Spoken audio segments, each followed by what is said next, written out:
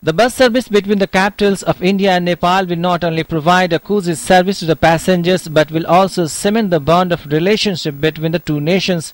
Prime Minister Narendra Modi and his Nepalese counterpart Sushil Kumar flagged off the Kathmandu-Delhi bus service from Kathmandu, whereas Transport Minister Nitin Gadkari did it in Delhi. The first ever government bus service from India to Nepal was flagged off on Tuesday to provide an alternative mode of travel to commuters from the two countries. Prime Minister Narendra Modi, who arrived in Kathmandu to attend the SAARC summit, flagged off the Pashupatinath Express bus service with his Nepalese counterpart. The Prime Minister said that the service will give new impetus to tourism industry and promised to provide Wi-Fi service in the bus.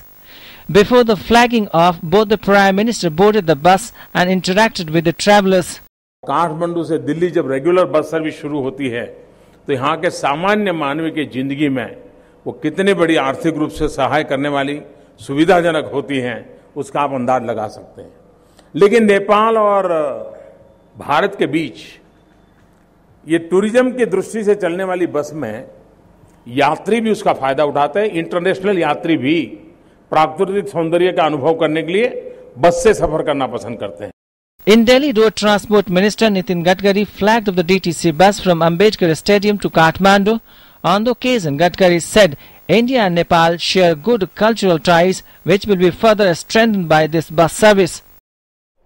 This Volvo model luxury bus of the DTC is the embodiment of the call for greater connectivity between the peoples and cultures of India and Nepal that Prime Minister Modi had given in his visit to Nepal this year. 42 lucky people will have to pay 2,400 rupees to cover this journey. A distance of 1,300 kilometers between Delhi and Kathmandu will be covered in 30 hours with a halt every 6 hours.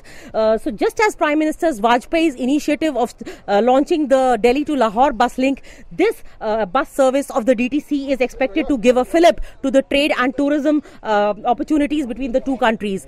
The SAARC Transport Minister at their second meeting in Colombo on 25th July had approved the recommendation of the Intergovernmental Group on Transport to set up an expert group to negotiate and finalize the text of draft regional agreement on motor vehicles for SAARC member states. The bus service is touted to be a major boost in terms of trade and tourism and will also strengthen the bilateral ties between the two neighbouring countries. With Nandita Ragar in New Delhi, DD News.